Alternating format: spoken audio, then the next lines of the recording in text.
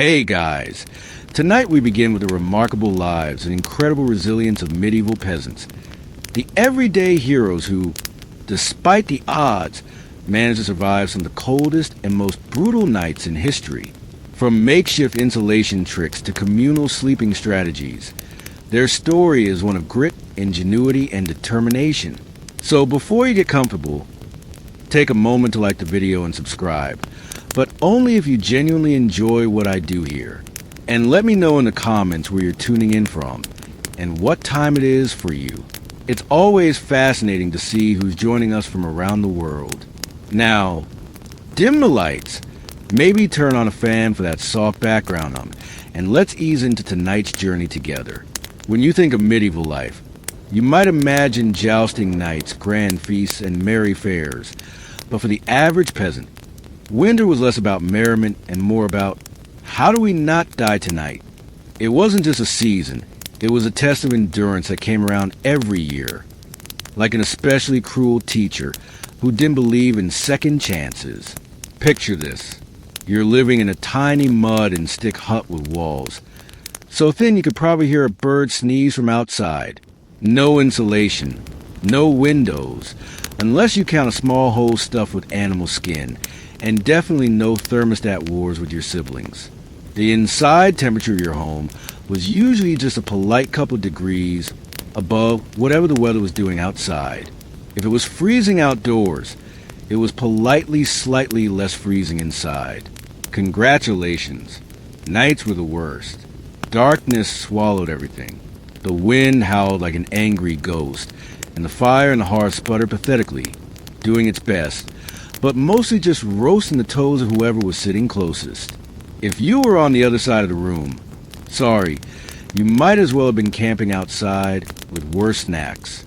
Clothing wasn't much help either. Peasants didn't own fancy fur coats or goose-down blankets. You had a couple of rough spun wool tunics, maybe a cloak that smelled suspiciously of goat, and a hope that layering them would turn you into some kind of human onion. Spoiler, it didn't really work. And forget about snuggling under soft quilts. Beds were often nothing more than sacks stuffed with hay or straw, maybe with a few old rushes thrown in for good measure, and bonus, some fleas for extra company. Luxury, thy name is medieval peasant life. The cold wasn't just uncomfortable, it was dangerous. Frostbite, hypothermia, and general freezing to death were constant risks, especially for young children and the elderly. Every morning that you woke up still breathing was considered a minor miracle, and honestly, we're celebrating, maybe with a slightly less frozen turnip for breakfast. So yes, surviving a medieval winter wasn't about comfort. It was about gritting your teeth, piling on every piece of cloth you owned, huddling with your livestock, and praying you did wake up with icicles hanging off your eyebrows. And the real adventure, it was just beginning. If you think your apartment is drafty because the window doesn't close properly, medieval peasants would like a word. Their homes weren't just drafty. They were basically very enthusiastic wind tunnels with a roof. Most peasant houses were what historians politely call wattle and dog construction. Translation: sticks crisscross like a giant basket, smeared with a charming mixture of mud, straw, and animal dung. Yes, dung. They weren't trying to be gross. Dung was a cheap, sticky insulator. Plus, it was always readily available, shall we say. These walls, no matter how lovingly smeared, didn't stand much chance against a proper winter storm. The cold wind found every crack, every gap, and gleefully danced its way into the one-room homes, swirling around and making sure you never got too comfortable. Privacy? Absolutely not. Warmth? Not really. Character building? Definitely. And then there were the roofs. Thatched roofs looked picturesque, sure, but after a few months of rain and snow, they sagged, leaked, and occasionally let in the local wildlife. Nothing says pleasant evening like a squirrel dropping onto your dinner. Windows, if they existed at all, were laughably tiny and usually covered within animal hides or wooden shutters. Glass was so expensive that even the lord of the manor probably couldn't afford more than a single tiny pane. And peasants?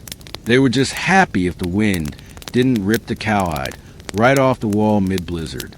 To make matters worse, floors were often just compacted dirt. When it rained or snowed heavily, mud seeped up through the ground. So technically you could say they had indoor water features. Not that they appreciated it. In winter, every step inside your own home could feel like trudging across a frozen marsh. Cold from below, cold from above, cold from inside. It was a three-dimensional assault on your body heat. But medieval peasants weren't the type to whine. They packed gaps with moss, jammed old rags into the worst drafts, and huddled close to each other. Human insulation at its finest. Creativity, stubbornness, and a bit of sheep grease rubbed into the walls were often the only things standing between them and becoming medieval popsicles. Because if your house was falling apart and your best protection against the elements involved mud and goat hair, well, at least you could laugh about it.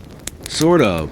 If your teeth weren't chattering too hard as if the freezing air wasn't enough, medieval peasants also had to battle a silent enemy rising from below, the frozen ground itself. Floors weren't really floors back then. They were just slightly flatter patches of earth inside your home.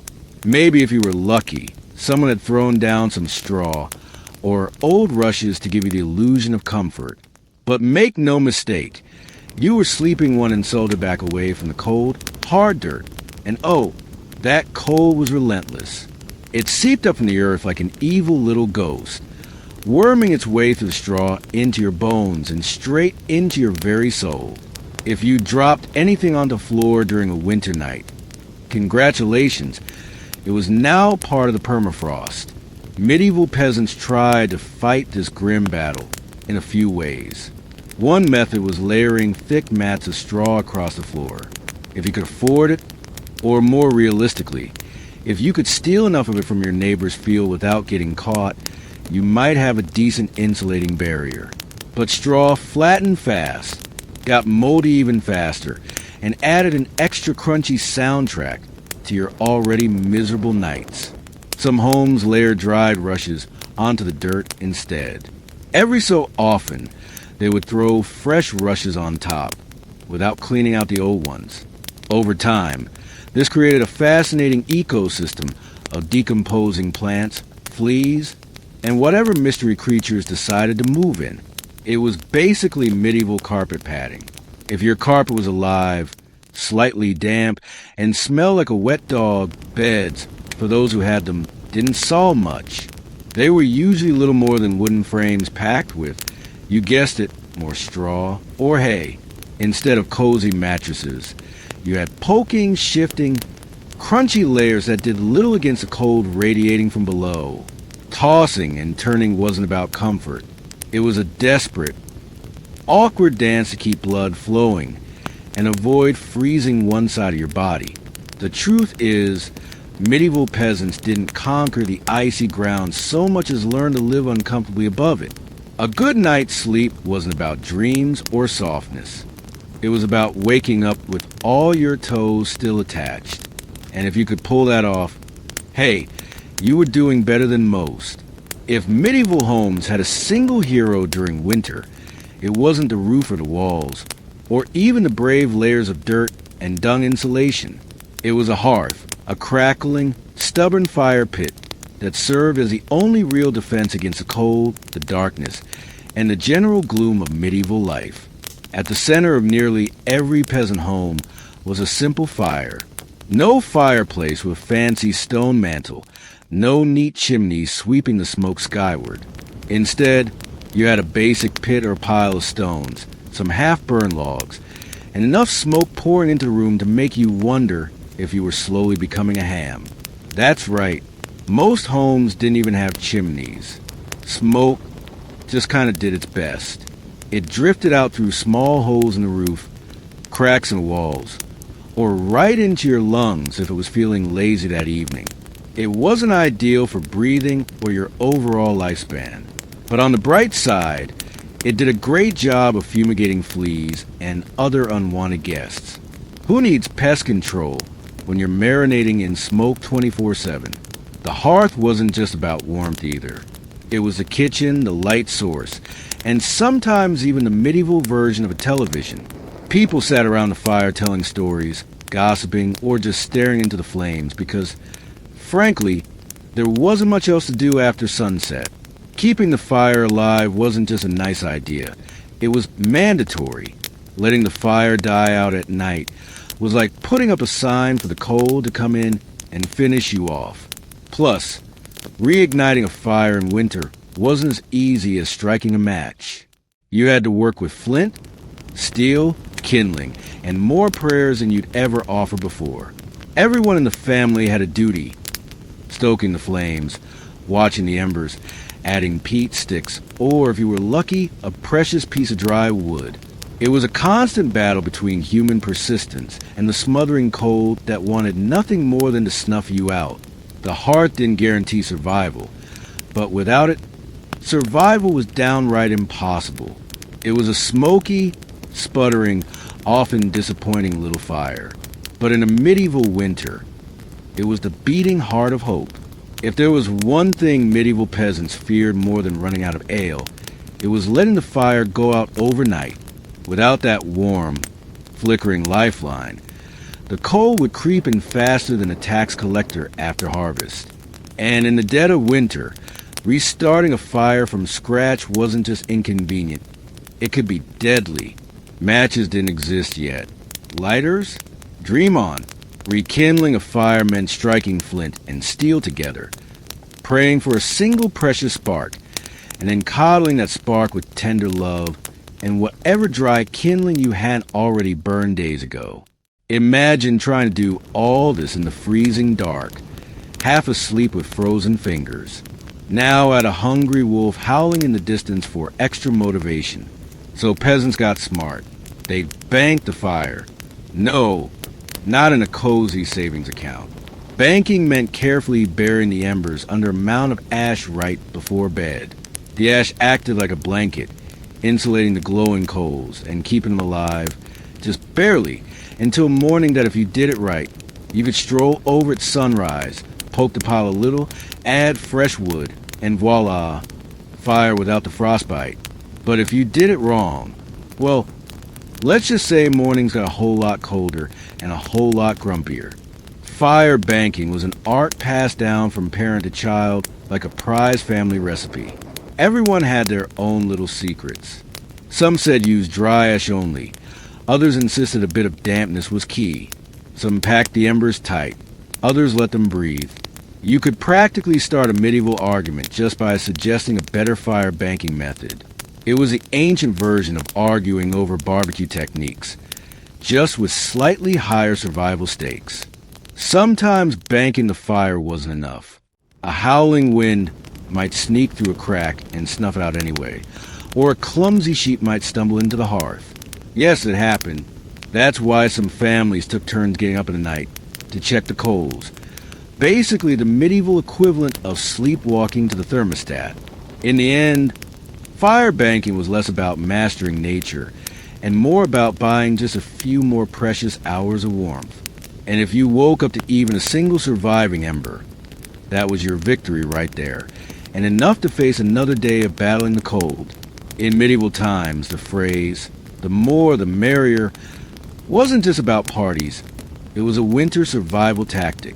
When the fire sputtered and the freezing winds whistled through every crack, there was one surefire source of warmth: each other. And if that meant sleeping cheek to cheek with your entire family, neighbors, livestock, and possibly a very confused goose, so be it. Forget about personal space. Privacy wasn't even a concept. On the coldest nights, the goal wasn't comfort. It was, don't wake up frozen to the floor. Entire households piled into the warmest corner of the house, wrapped in whatever scraps of cloth they could find, and formed what could best be described as a desperate, snoring human lasagna. Younger kids squeezed in between parents. Grandparents snuggled under the outer layers. And if Cousin Ethel showed up unexpectedly, well, there was always room for one more. If you were lucky, you got to sleep in the middle, where body heat radiated from all sides. If you were unlucky, you were on the edge, the medieval equivalent of sleeping next to the door of a meat locker. And woe to the person who moved too much during the night. You shift once you get comfortable, and suddenly you've knocked Aunt Maud into the freezing draft by the wall. Congratulations, you're now the family villain. Sometimes even bedding was shared, a communal straw mattress that slowly flattened under the nightly weight of multiple generations. And because hygiene wasn't exactly winning any awards back then, let's just say it wasn't the most fragrant sleeping arrangement. But hey, when it's you versus frostbite, you stop being picky. Body heat wasn't just nice, it was strategic. Some medieval guides even recommended deliberately arranging the strongest, warmest people on the outside of the group like human shields against cold. Babies and frail elders were tucked deep in the center, treated like the precious little heat generators they were. This wasn't just about survival, though over time, it became part of daily life, part of family bonding. Long winter nights huddled together led to storytelling, singing, and undoubtedly some very interesting conversations muffled under a shared wool blanket. So next time your sibling steals your blanket or your dog hogs the bed, just remember, at least you're not fighting for elbow space between a snoring uncle and a particularly judgmental goat. If you thought modern roommates were a challenge, medieval peasants would like to introduce you to their winter housemates. Cows, goats, pigs, chickens. Basically anything with a pulse and a little bit of body heat. Bringing animals indoors wasn't just a quirky village tradition. It was vital for survival. Livestock generated warmth. And a poorly insulated hovel, where the wind howled louder than your stomach. Every little degree mattered. Plus, if your goat shared a wall with you, it was slightly less likely to get stolen by a neighbor in the dead of night. Two birds, one stinky stone. At night, the house became a chaotic living furnace. Chickens nested in corners. Pigs snorted near the hearth. And cows lounged luxuriously against the walls, chewing cud like they paid rent. It wasn't glamorous. Far from it. If you've ever been stuck in a car on a summer road trip with someone who forgot to shower, imagine that. But it's a cow, it's winter, and there's literally nowhere else to go. The smells? Legendary. By springtime, the perfume of a shared winter was something fierce. You didn't need to light a candle. Your nostrils were already on a wild ride. But medieval peasants developed a selective nose. They didn't complain much because they knew one uncomfortable truth. The more animals inside, the fewer frozen toes in the morning. Certain animals even had prime spots. Cows, being the biggest and warmest, usually took center stage near the family. Goats were allowed closer in for their warmth, and because goats, being goats, would find a way inside anyway. Chickens roost in rafters or old baskets, and pigs, well, pigs didn't care. They plopped down wherever they pleased, probably right in the middle of the floor. Of course, sharing your bedroom with livestock wasn't without hazards. Imagine drifting off peacefully, only to be rudely awakened by a chicken deciding your hair makes a good perch, or stepping barefoot into something suspicious first thing in the morning. Yes, medieval mornings could be full of surprises. Still, despite the noise, the smells, and the occasional hoof to the ribs, peasants understood the simple math. Cold kills and cows cuddle, whether they want to or not. In the battle against winter's icy fingers, a warm, slightly slobbery cow breath was often the deciding factor between life and death. In medieval winters, fashion wasn't about looking good. It was about not dying. Peasants weren't flipping through the latest trends. They were layering up like they were preparing for battle against the Grim Reaper himself. The rule was simple. If you owned it, you wore it, sometimes all at once. First, the basic under tunic, a scratchy, probably not too clean linen shirt. Over that, a thicker woolen tunic. Then another, if you had it. Add some leggings that sag at the knees, a rough cloak draped over your shoulders. And if you were really lucky, a patched-up sheepskin thrown on top like a prize trophy. Congratulations! You are now approximately 10% warmer and 90% itchier. Boots were a luxury. Many peasants wrapped their feet in layers of cloth or old rags and stuffed them into wooden clogs. If the cold still bit through, well, you just added another rag and hoped you didn't lose a toe. And forget about washing all these layers. Washing your clothes in the middle of winter meant dragging them to a frozen stream, smashing through the ice, and then waiting 2 days for your only shirt to dry, if it didn't just freeze into a tragic shirt cycle. Most peasants wisely decided that smelling like a mix of smoke, sweat, and sheep was a small price to pay for not freezing solid. Interestingly, the dirt and grease buildup had a bonus feature: insulation. That grimy layer locked in body heat. It was like a medieval Gore-Tex jacket, just smellier and far less socially acceptable today. Hats, scarves, and gloves were prized treasures. A simple woolen cap could mean the difference between making it through the night or waking up with hair frozen to the wall. Gloves were often homemade from whatever scraps of leather or fabric people could scrounge, sometimes looking more like sad puppet costumes than anything fashionable. Children were especially swaddled until they resembled overstuffed turnips, waddling awkwardly around the house. The goal was to trap as much precious body heat as possible. Style? Elegance? Never heard of them. Warmth was the real medieval flex. So the next time you complain about layering up for a chilly day, just remember, medieval peasants walked around wearing half their wardrobe at once, looking like lumpy laundry bags and counting themselves lucky for it. In the medieval peasant playbook, dirt wasn't just something you scrubbed off. It was practically a survival tool. As it turns out, getting grimy wasn't a sign you'd given up on life. It was tactical, strategic. Dare we say genius? See, winter posed a very specific problem. Heat loss, clean clothes, especially freshly laundered linen, were surprisingly terrible at keeping you warm. They were breathable, sure, but when the air temperature hovered somewhere between hypothermia and instant regret, breathable wasn't exactly a selling point. That's where dirt came in. As peasants trudged through day after day without washing their clothing, layers of grime, natural body oils, and good old-fashioned mud began to build up on their tunics, cloaks, and leggings. Over time, this natural armor clogged the tiny gaps in the fabric, making clothes more wind-resistant. It was like medieval weatherproofing, just smellier. Sure, you smell like a goat who lost a bet, but guess what? You were warm. In fact, some medieval folks believed that washing yourself too often in winter could actually make you sick.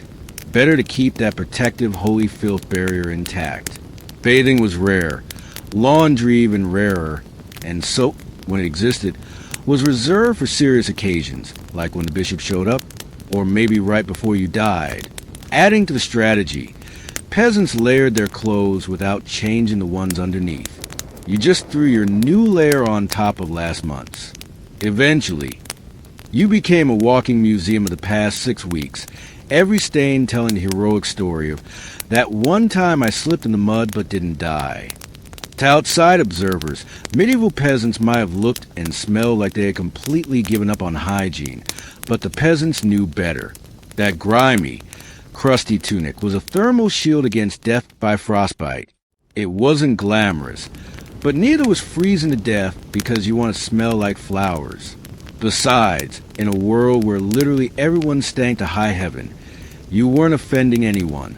Nose blindness was practically a way of life. So yes, in medieval winters, filth wasn't failure. It was fashion, it was function. And if you had a thick, greasy outer layer by February, you, my friend, were winning at life. If you thought medieval peasants spent their winters tucked into plush feather beds with embroidered quilts, think again. The reality was a bit more rustic. And by rustic, I mean let's sleep on a pile of dead plants and hope for the best. Beds in the medieval peasant world were usually a rough wooden frame.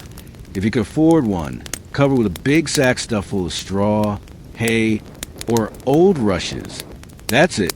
No memory foam, No orthopedic support, no five-star hotel experience. Just a crunchy, lumpy, slightly pokey mess that smelled faintly of barnyard and regret. Every toss and turn in the night brought a delightful soundtrack of crinkling straw and the occasional sharp jab from a rogue stalk.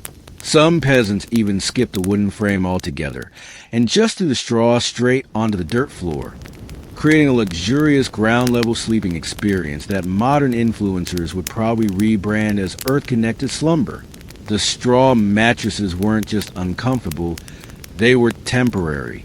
Over time, the straw flattened, grew moldy, attracted bugs, and generally turned into a biological hazard zone.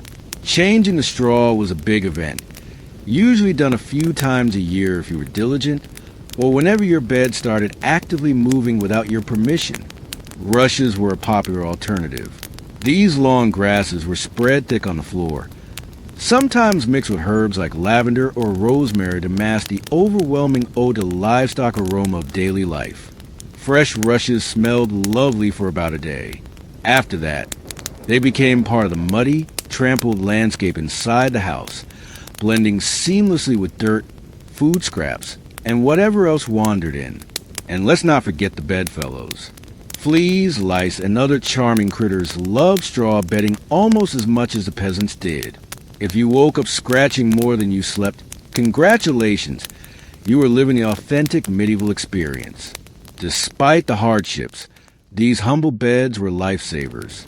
Piles of straw provided a crucial insulating layer against the frozen earth, and clumping together atop them created pockets of shared body heat, medieval central heating at its finest. So next time you sink into your soft, supportive mattress, just remember, somewhere out there, a medieval peasant is looking down at you from history, grinning through a mouthful of missing teeth and saying, "Must be nice." When you live in a house made of sticks, mud, and optimism, you quickly learn that winter breezes aren't just a nuisance, they're personal attacks.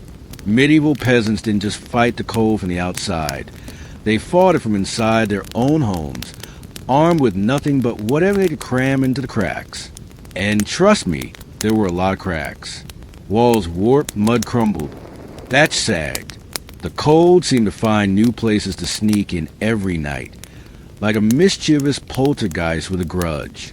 Sealing up the house became an art form. Peasants stuffed gaps with moss, straw, scraps of old cloth, bundles of dry grass, and sometimes even animal hair. If it was soft, squishy, or vaguely insulating, it was jammed into a hole somewhere. Some particularly determined souls daubed extra layers of mud and dung over the outside of their walls as an annual winter project. Imagine standing there in freezing weather, slapping coal manure onto your own house while muttering, "This is fine. This is luxury." Because, in a way, it was. Roof leaks were another battlefield. Thatch, while cheap and plentiful, was exactly waterproof, especially after a few seasons of rain and snow. Peasants would plug holes in the roof with spare bits of cloth, bundles of reeds, or, in moments of true desperation, chunks of turf stolen from the nearest field. Every home eventually started to look like a slightly sad patchwork quilt made by someone who gave up halfway through. Doors? Windows? If you had them, you were lucky. But even then, they were little more than wood planks hung by iron nails and sheer stubbornness. Window holes were often covered with animal hides or thick cloth soaked in animal fat to block out the worst drafts and add a bonus aroma of mystery meat to the living space. Every night was a battle between human ingenuity and the relentless, sneaky cold. One minute you were warm. The next minute a sudden gust would find the one spot you missed, slapping you awake like a frosty hand of doom. Yet somehow, through cleverness, stubbornness, and a refusal to accept slightly frozen as a permanent state of being, medieval peasants patched, stuffed, and muddled their way through the worst winters nature could throw at them, one muddy handful at a time. When the cold bites hard enough to keep you awake at night, medieval peasants had a solution. Don't even try to pretend everyone's sleeping at once. Instead, They developed a survival strategy that today would make any military commander proud: sleeping in shifts. It wasn't some grand, organized system with whistles and roll calls. It was far simpler and much more desperate. Half the household stayed awake, tending to the fire and patching up stray drafts, while the other half curled up under threadbare blankets and hay. Try to catch a few precious hours of half-frozen sleep. The fire needed constant attention. Left alone, it would die down, and restarting it, remember, was about as easy as getting a stubborn donkey to dance. So someone had to be on Ember Patrol, and since no one wanted to get up once they were finally warmish, families rotated shifts. You dozed for a few hours, got elbowed awake, then stumbled over the hearth to poke, prod, and curse the fire back to life while trying not to step on a goat. The rotation wasn't glamorous. There were no night vision goggles, no late-night snacks, and certainly no 5 more minutes snooze buttons. Just stiff joints, heavy eyelids, and a growing resentment toward whoever snored loudest during your shift. Children old enough to hold a stick were pressed into service, learning early that in winter, everyone pulled their weight or froze trying. Grandparents sometimes stayed by the fire longer, both because of their experience and, frankly, because arthritis made lying down and getting up again a monumental event. And when it was your turn to sleep, good luck.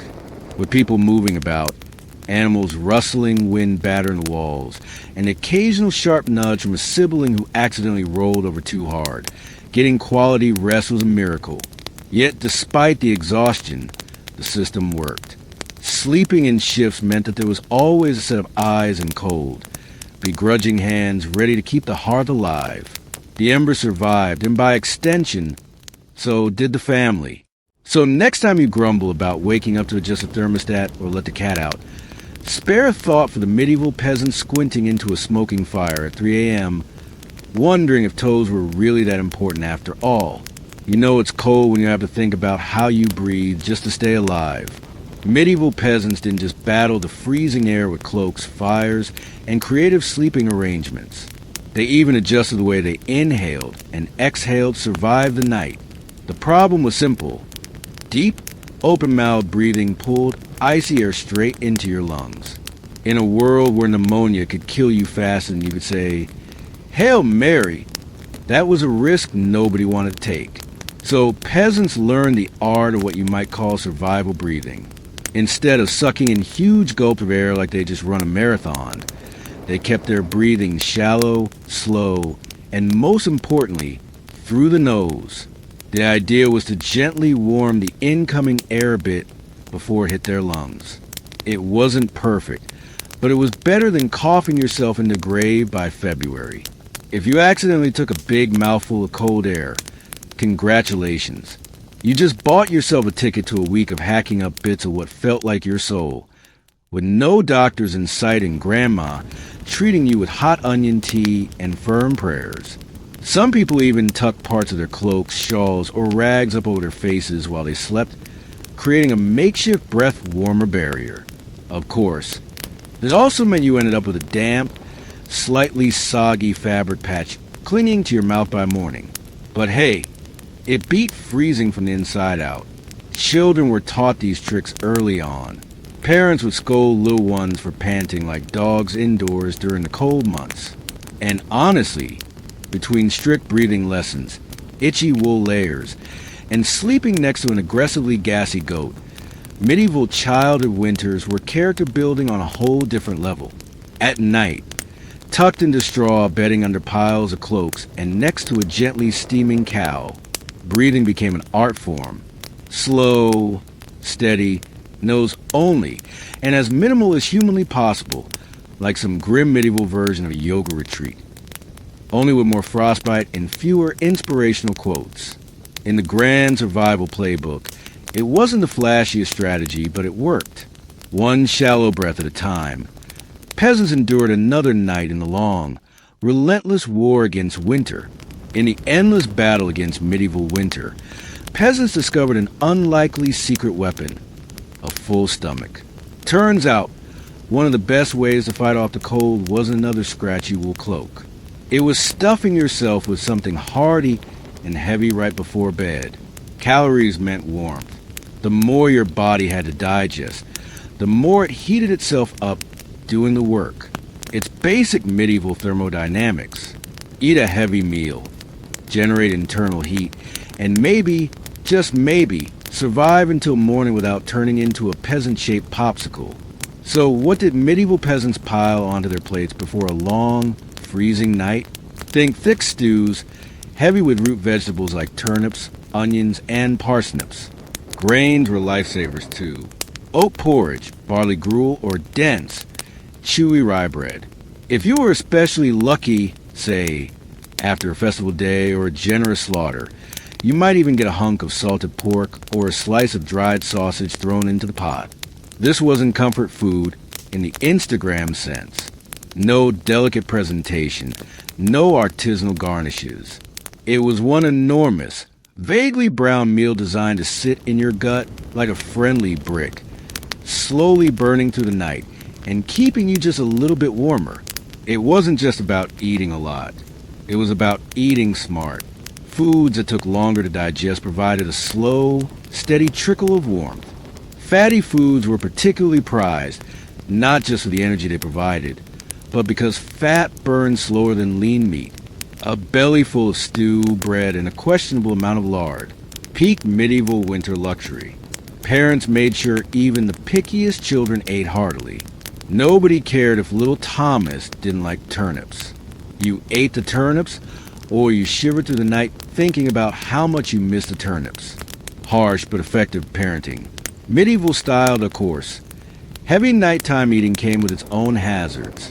You might be warmer, but you were also risking a night of vivid, bizarre dreams, fueled by a stomach trying desperately to process an entire field's worth of cabbages. Was it worth it? Absolutely. Because in the end, peasants weren't aiming for a Michelin star meal. They were aiming to survive. And if that meant go to bed full, bloated, and breathing gently through your nose next to a steaming cow, well, that was just another night in the ongoing quest to see another frosty sunrise. Long before electric blankets and fancy heated mattress pads, medieval peasants had to get creative if they wanted a little extra warmth at bedtime. And that's how the humble haybox and the ever-glamorous heated stone became winter's unsung heroes. Let's start with the haybox. It sounds rustic, and it absolutely was, but the idea was pure genius. Peasants would take a sturdy wooden box, line it thickly with hay, and use it to store food that had been cooked earlier, keeping it warm for hours. Leftover stew, hot porridge, toss it into the haybox, cover it up, and it stayed hot enough for a late-night snack without needing to risk reigniting the fire. Medieval slow cookers, basically, but peasants didn't just stop at food. They realized if hay could trap the heat from a stew pot, it could also trap the heat from something even better, rocks. Enter the era of the heated stone. Before heading to bed, someone, probably whichever unlucky child lost a family argument, would grab a flat stone and chuck it into the heart of the hearth fire. After roasting it until it was nearly too hot to touch, a fine line between helpful and third-degree burn. They'd fish it out using a stick or some old tongs. The stone, still radiating blissful warmth, would be carefully wrapped in rags, tucked into an old piece of cloth, or jammed into a clay pot, then slipped under the hay in a mattress or down at the foot of the bed. A medieval heating pad, ready to do battle against the frozen earth. Of course, there were risks. If you didn't wrap the stone properly, congratulations, you now had a small, localized house fire. And if you dropped on your foot, well, let's just say winter injuries weren't always caused by slipping on ice. But when everything went right, that stone provided precious, comforting warmth that could last for hours. It wasn't luxurious, but when you lived in a half-frozen hut, luxury was defined as not waking up with icicles dangling from your nose. In the grand arsenal of medieval winter survival, a hot rock tucked into some hay might not sound glamorous, but for peasants clinging to whatever heat they could find, it was a tiny miracle. In a medieval peasant's home, the hearth wasn't just where you cooked dinner. It was practically a family member, a temperamental, smoky, sometimes uncooperative family member, sure, but still absolutely essential to survival, especially when it came time to sleep. The closer you were to the fire, the better your odds of waking up unfrozen. That meant sleeping arrangements were less about personal preference and more about strategic positioning. Infants, the elderly, and anyone sick or frail got first dibs on prime hearth real estate. Parents, older kids, and sturdier adults fanned out from there like human insulation layers. Being assigned a spot close to the fire wasn't just kindness. It was basic survival math. Babies were fragile heat generators, and elders were precious repositories of family knowledge. And let's be honest, the best gossip. Protecting them with prime warmth was non-negotiable. But it wasn't all cozy toasting by the flames. Too close, and you risked waking up with your hair singed or your cloak smoldering suspiciously. Too far, and you were basically camping in an icebox. It was a delicate dance. Stay near enough to bask in the fire's glow, but not so near that you had to explain to your neighbor why you now looked like a half-cooked roast. The fire also didn't spread warmth evenly. It mostly roasted the people directly in front of it, while everyone else fought over the narrow cone of heat, like cold lizards jostling for a sunbeam. If you were lucky enough to fall asleep facing the fire, you might have one blissfully warm side, and one side frozen so solid you could probably knock on it. Pets and livestock, of course, muscled in two.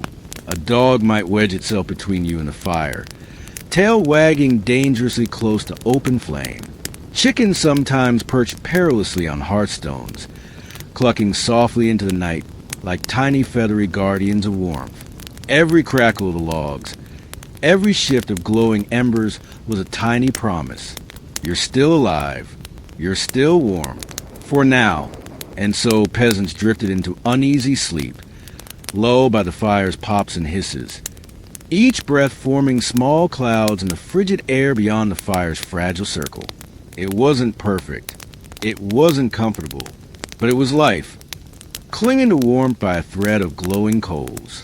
In the medieval world, no one survived winter alone, unless they wanted to become a very stylish frozen statue by January. Survival wasn't just a family affair. It was a village project, a messy, muddy, loud collaboration where everyone's warmth and life depended on everyone else. The peasants knew that in the dead of winter, a strong fire and a pile of hay could only do so much. If your neighbor's house went dark, you noticed. If the smoke from old Tom's hearth suddenly stopped curling into the sky, someone went to check. And not just because Tom owed you a chicken, though that might be part of it, but because community meant survival. Villages had unofficial winter watchers, often the young or the elderly who couldn't work the fields but could keep an eye on who was coughing too hard, who hadn't come to barter at the market in a few days, or whose home looked a little too still in the morning frost. These people were the medieval version of neighborhood patrol, minus the reflective vests, plus a lot more sheep. If a family's fire went out, it was a near emergency. A good neighbor would rush over with a glowing coal bundled in rags, or better yet, invite them into their own smoky, overcrowded hut for the night. Yes, it meant squeezing an extra 4 bodies into an already cramped space, but it was better than finding frozen friends come spring thaw. Communal food stores played a role, too. During especially brutal winters, villages sometimes pooled their last salted meat, grain, and dried vegetables. It was grim charity. No one had much. But few communal meals could be the difference between staggering into spring or not. Even children understood the stakes. They helped deliver wood, shared embers, and ran urgent messages when someone needed help. No one was too small or too tired when winter came knocking. Sure, medieval villages weren't all sunshine and hugs. Feuds happened. Disputes over land, goats, or who borrowed, whose good cooking pot never really went away. But when the nights grew deadly cold, old grudges were often quietly shelved. After all, A rival was still worth saving because tomorrow it might be you needing rescue. In the icy hard winter, the village became one big, stubborn family, sometimes dysfunctional, often hilarious, always fiercely determined to survive together, one muddy boot, one crackling ember, one frozen smile at a time. When medieval peasants faced the merciless cold of winter, they didn't just pile on cloaks or stoke the fire. They prayed. A lot.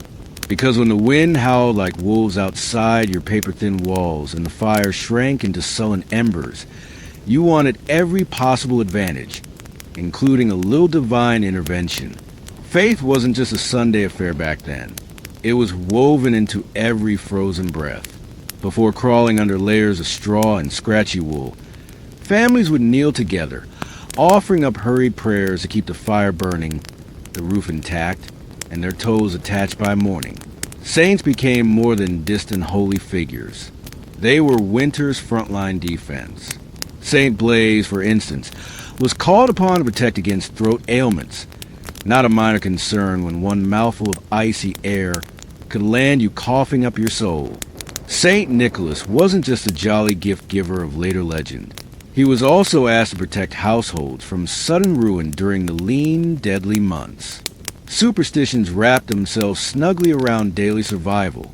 Some families sprinkled a little holy water near the hearth before sleeping, hoping it would protect against evil spirits, or at the very least, mischievous drafts. Others marked doorways with blessed chalk after certain feast days, pleading for warmth and luck to find their way inside. Candles played a role, too.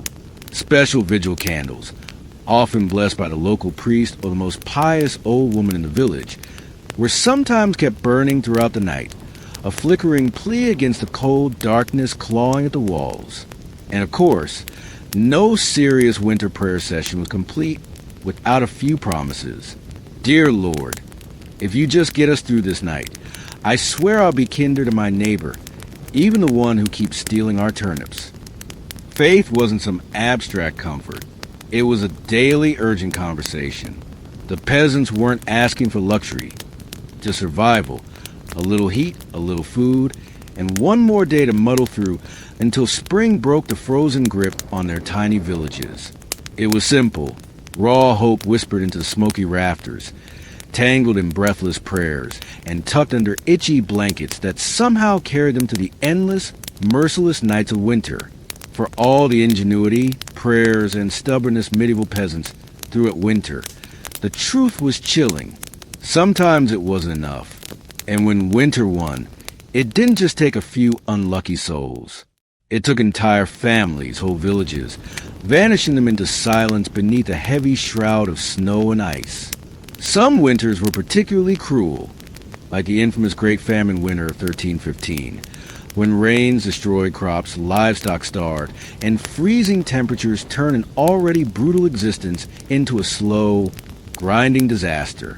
People were so desperate that stories whispered of eating shoe leather, bark, and in the most horrifying cases, each other.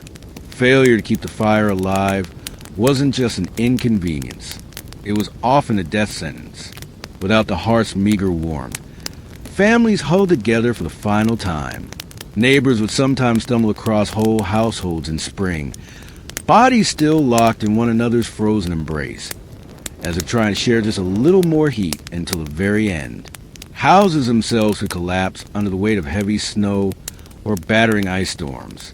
A roof giving way in the middle of a frozen night wasn't just catastrophic. It was often fatal. Dragging yourself through thigh-deep snow to beg shelter from neighbors wasn't a guarantee either, especially if those neighbors were already stretched to the breaking point. Disease loved the cold too. Starvation weakened the body, and cramped, smoky homes turned into breeding grounds for pneumonia, bronchitis, and other deadly infections. A simple cough in December could easily be a funeral by January. And then there was a quiet horror, frostbite. Fingers, toes, even ears blackened and died while still attached to their owners. Some villagers survived winters at the cost of their limbs, a grim badge of honor that said, "I made it through, but winter took a piece of me." Yet what's most haunting isn't just the death. It's the eerie normalcy of it. People accepted that each winter, some among them wouldn't see the thaw. Death wasn't unexpected. It was just another neighbor at the door, wrapped in frost, waiting its turn. Even amid the bitter cold and constant threat, medieval peasants pressed on, stubborn, grieving, clinging to life. Because as long as there was one ember left in the hearth, one breath hanging in the frozen air, there was still a fight worth fighting. When we look back at medieval peasants, those muddy, frostbitten survivors of endless winters, it's tempting to see only their hardships, the cracked hands, the frozen toes, the smoke-choked huts. But buried beneath all that struggle is something far more powerful, a legacy of raw, stubborn ingenuity and unbreakable endurance. They didn't have central heating, thermal jackets, or cozy memory foam mattresses. They didn't even have the luxury of assuming they'd survive until spring. But what they did have, and what they left behind, was the blueprint for resilience. Every hay-stuffed mattress, every hand-banked fire, every moss-crammed wall gap was a testament to human creativity under pressure. Faced with impossible odds, they didn't collapse in despair. They adapted. They learned from the land, from each other, and from the bitter lessons carved by each brutal winter. Their communities were built on more than shared land. They were built on shared survival. They taught each other to watch over the sick, to pool resources when food ran low, to trust that helping a freezing neighbor today meant someone might help you tomorrow. They lived by the understanding that no one beats winter alone. Their faith, too, was a kind of endurance. They wove prayers into their daily lives, not just out of fear, but out of hope. Fragile, stubborn hope that tomorrow might be a little warmer, a little brighter. Hope that after 100 dark nights, spring would come again, and life would find a way to push through the frozen ground. And somehow it did, because of their sacrifices, because of their unglamorous victories. Surviving one more night, one more storm, future generations thrived. Bit by frozen bit, they pushed humanity forward, enduring winters their ancestors could barely survive, until warmth and comfort became common expectations instead of distant dreams. Their blood, sweat, and ingenuity are stitched invisibly into the lives we live now. Every cozy blanket, every warm house, every lazy winter evening spent sipping tea under soft lights. All of it is the end result of countless medieval peasants refusing to give in to the cold. So the next time the wind howls outside your double-pane window, maybe spare a thought for them, the nameless, fearless ones who turned shivering survival into a living legacy, one ember, one breath, one stubborn heartbeat at a time. And Bullen didn't come into the world with a crown on her head or armies at her feet. Born around 1501, likely at Blickling Hall or Hever Castle, she was the daughter of Thomas Bullen, an ambitious diplomat, and Elizabeth Howard, a noble woman with powerful family ties. In the grand scheme of Tudor society, Anne's birth barely stirred a ripple. Yet from these modest beginnings, something extraordinary was taking root, a life that would one day tilt the course of English history. From an early age, Anne was set apart not by her wealth, but by her mind. She was clever, spirited, and by all accounts, magnetic, recognizing her potential. Her family sent her abroad to the continent, where her education truly began. First, she served Margaret of Austria in the glittering court of the Netherlands, an experience few English girls could dream of. There, Anne absorbed the art of diplomacy, refined manners, and the subtle dance of European politics. But it was in France that Anne's brilliance was truly polished. She spent years in the sophisticated courts of Queen Claude and Queen Marguerite of Navarre, learning the language of influence, elegance, flirtation, wit, while other young women perfected their embroidery and mastered conversation, intrigue, and the art of commanding attention without ever seeming to seek it. By the time she returned to England in the early 1520s, and was something rare, a woman who could rival the sophistication of continental courtiers while carrying the ambition of a rising English house. She wasn't a classic beauty. Even her admirers admitted as much. But she was arresting. Dark eyes that sparked with intelligence. A quick, musical voice. A way of moving that suggested purpose just barely concealed beneath layers of courtly grace. And didn't just enter rooms. She changed their gravity, a TA time when a woman's fate was often sealed by birth and marriage, and refused to drift quietly into obscurity. She had seen the power that charm and intellect could wield in foreign courts, and she intended to use that knowledge at home. And Bullen was still a young woman then, clever, ambitious, untested, but history was already beginning to stir around her. The girl who returned to England was no longer just Thomas Bullen's daughter. She was a player in a larger game, one that would soon engulf the crown itself. When Bullen returned to the English court, she was unlike anyone nobility had ever seen, in a world full of pale-faced, modest English roses, and was a thunderstorm, electric, unpredictable, impossible to ignore. Her dark hair, bold eyes, and quick, sharp would set her apart from the gentle, obedient ladies who filled the court of King Henry VIII. At first, she played the role expected of her, a maid of honor to Queen Catherine of Aragon. But even in the Queen's shadow, Anne's presence flickered like a candle too bright to snuff out. She danced gracefully, spoke French with the ease of a native, and laughed with a confidence few women dare display. Men noticed, women gossiped. The court buzzed quietly about the striking Bullen girl. It wasn't long before she caught the most dangerous attention of all, the king himself. Henry VIII was no stranger to flirtation. His court was a playground of whispered promises and secret liaisons. But Anne was different. She didn't swoon at his compliments or fall eagerly into his arms like so many others had. She teased. She challenged. She refused. Henry, a man used to instant adoration, was captivated. The more Anne held him at arm's length, the deeper he fell. Letters passed between them, filled with declarations of love, frustration, longing. Henry offered her the role of royal mistress, the most powerful unofficial position at court, and, astonishingly, said no. She would not be just another conquest, a forgotten mistress lost to time. If Henry wanted her, he would have to make her his wife. It was a gamble so audacious that it stunned the court. After all, the king was already married. His queen, Catherine, was beloved by the people and fiercely protected by her nephew, the Holy Roman Emperor. The church itself would have to be defied for Henry to claim Anne. But Anne didn't flinch. She had lived in the courts of Europe, where queens wielded soft power from behind lace fans and painted smiles.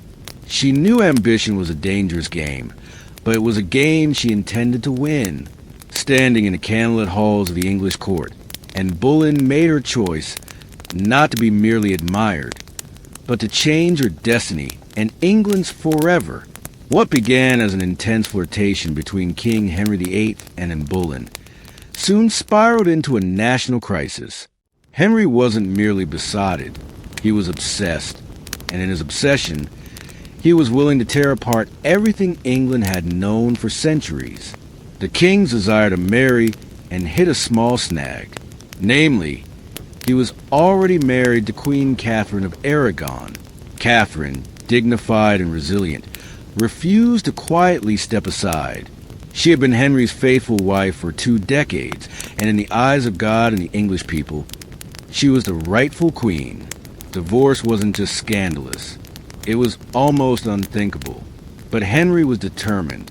He convinced himself, and tried to convince everyone else, that his marriage to Catherine was cursed because she had once been married to his brother, Arthur. Never mind that the Pope had granted special permission for their union years ago.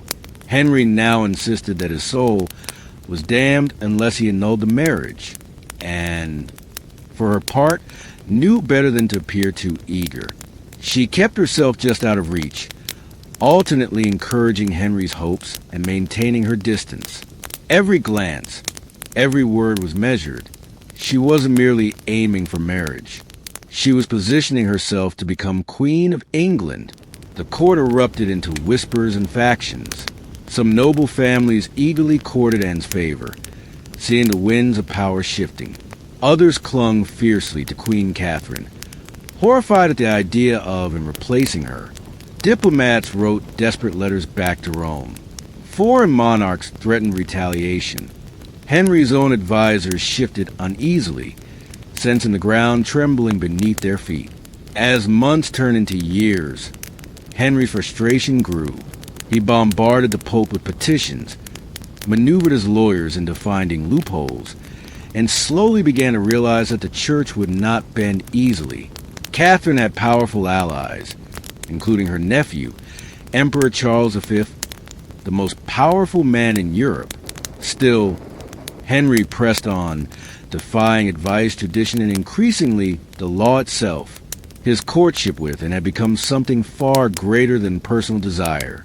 It was now a challenge to the very structure of England's political and religious life, and wasn't just capturing a king's heart. She was dragging an entire kingdom into uncharted waters. A dangerous game had begun, and there could be no turning back.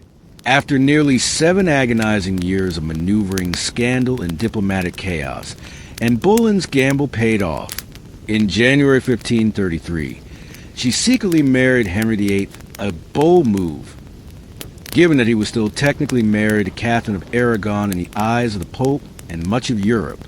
By June, and was crowned Queen of England in a lavish ceremony at Westminster Abbey. It should have been the crowning moment of her life, but the atmosphere was far from universally joyful. The people of London watched with wary eyes. Some cheered, others muttered prayers for Queen Catherine. Many wondered if this new queen, with her French manners and daring spirit, was a blessing or a curse, and entered her queenship not as a beloved figure, but as a storm. Unlike Catherine, who embodied traditional English values of humility and piety, and was dazzling, provocative, and politically savvy, she wore bold colors, commanded the court with sharp intelligence, and made powerful enemies with breathtaking speed. Her position, while seemingly secure, was also terrifyingly precarious. Everything rested on one thing: providing Henry with a male heir, and knew this as keenly as anyone. She was not merely Henry's lover anymore. She was the hope of a dynasty. Early in her pregnancy, Anne and Henry were elated, certain the child would be a boy. But in September 1533, Anne gave birth to a daughter, Elizabeth. To Anne's credit, she masked her crushing disappointment with grace, insisting the next child would surely be a son. Henry, however, was less composed. His eyes, once full of adoration, now flickered with doubt. Still, for a time, Anne's star burned brightly. She reshaped the English court in her image, elevated her family to unprecedented heights, and becoming the first queen in English history crowned with the sacred oil usually reserved for kings. Her influence was vast. Foreign ambassadors sought her favor.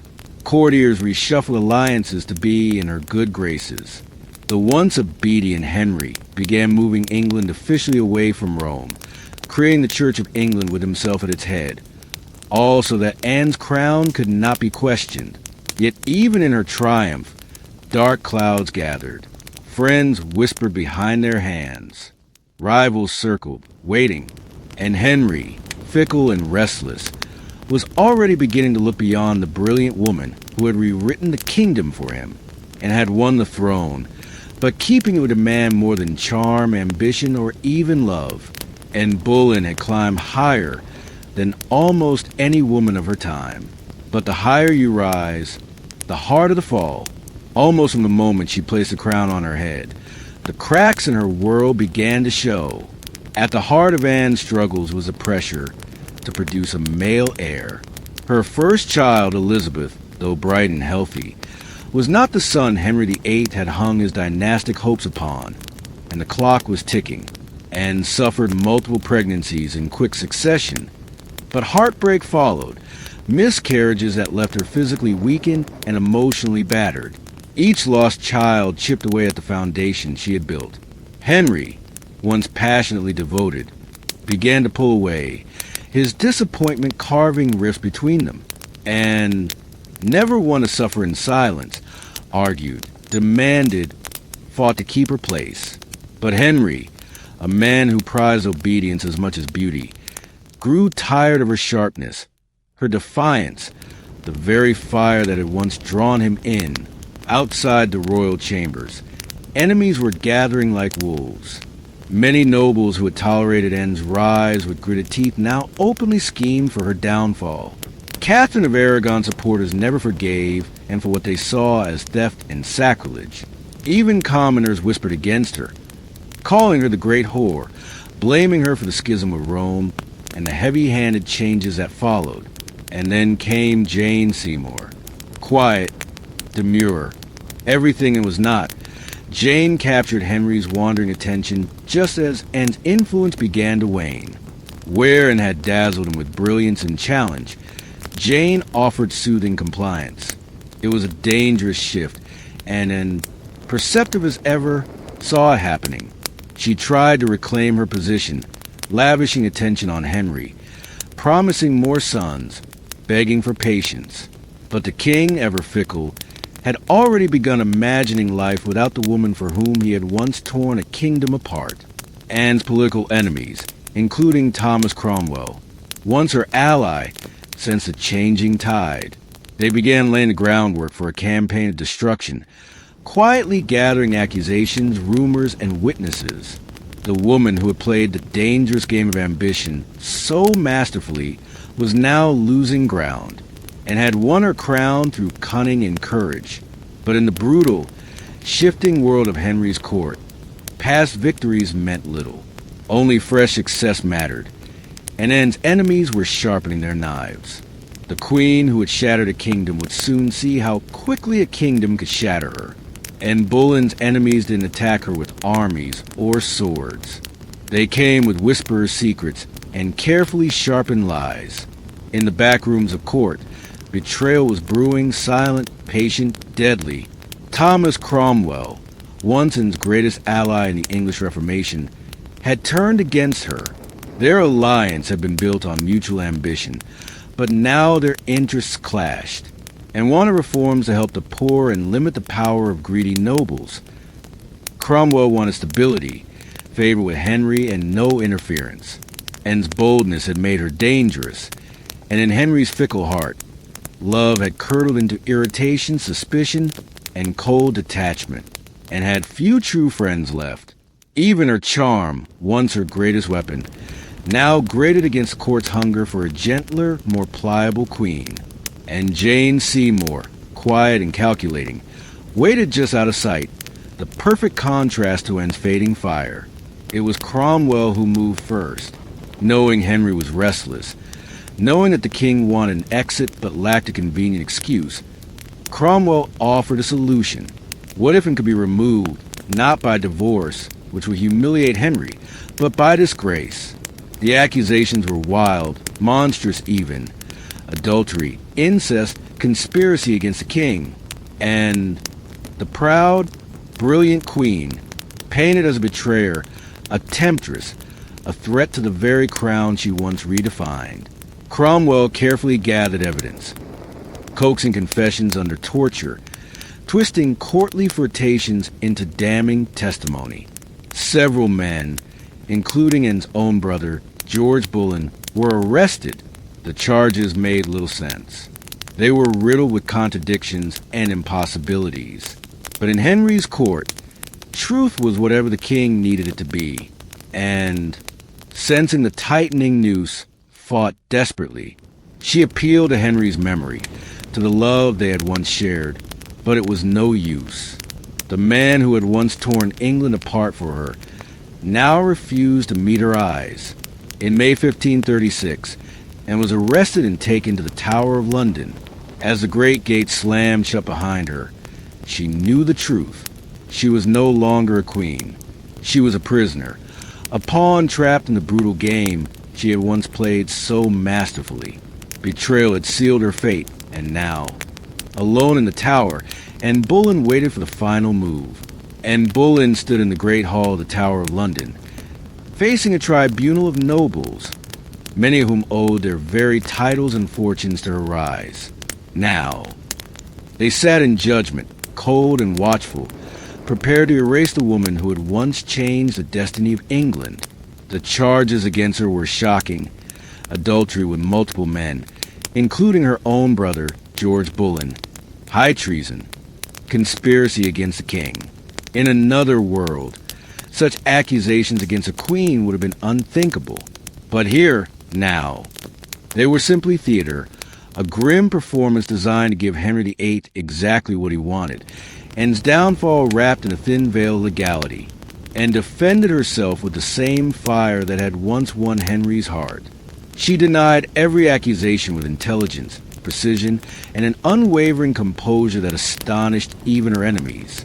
She reminded them that she had been crowned with sacred oil chosen by God and anointed as Queen of England. She reminded them of her loyalty, her sacrifices, her love. But it was all for nothing. The verdict had been decided long before and set foot in the courtroom. The trial was a spectacle for the court and for the people, a public unmaking of a once unbreakable woman. Witness after witness, many coerced or bribed, spoke damning words. Dates and places contradicted each other. Evidence was flimsy when it existed at all, but the truth was irrelevant now, and was found guilty. Her brother George and the other men accused with her were sentenced to death as well, and would be executed by beheading, a merciful sentence compared to the usual traitor's death of hanging, drawing, and quartering. When the verdict was read and did not break, she stood tall, her face pale, but her spirit fiercely intact. In those final moments before being led back to her cell, she spoke clearly, declaring that she was prepared to die and prayed that God would have mercy on her soul. As the heavy doors of the hall closed behind her, the court exhaled in relief. The storm that had been brilliant, dangerous, unforgettable, was nearly over. But even then they did not understand. They were not erasing Anne Boleyn. They were immortalizing her in betrayal, in tragedy, and in legend. After her trial, Anne Boleyn was returned to the Tower of London, not as a triumphant queen who had once commanded England, but as a condemned prisoner awaiting death, yet even facing the end, and refused to crumble in the cold, echoing halls of the tower, and prepared herself. She spent hours in prayer, kneeling on hard stone floors, her hands clasped tightly, her voice steady. She confessed to no crimes because she believed she had committed none. She was not afraid to die, she said, but she prayed that her death would bring peace to the kingdom, and perhaps mercy to her little daughter, Elizabeth. Her ladies-in-waiting, those few who had stayed loyal, wept in private, and comforted them instead of the other way around. She joked bitterly at times that she would be remembered as a queen who had lost her head. In her dark humor was the stubborn spark that made her unforgettable. Henry VIII, meanwhile, showed no sign of mercy. He had already turned his attention to Jane Seymour. Even before Anne's execution date was finalized, Henry was arranging his next marriage. For Anne, this final betrayal from the man who had once torn down a kingdom for her must have been the deepest cut. On May 18th, 1536, and was told she would die the next morning. She slept little that night. Instead, she spent her final hours in prayer, asking God for forgiveness for all who had wronged her, and perhaps for herself for the ambition and pride that had led her here. Henry, with a flicker of royal kindness, had arranged for a French swordsman to carry out the execution. Faster, cleaner, less brutal than an axe.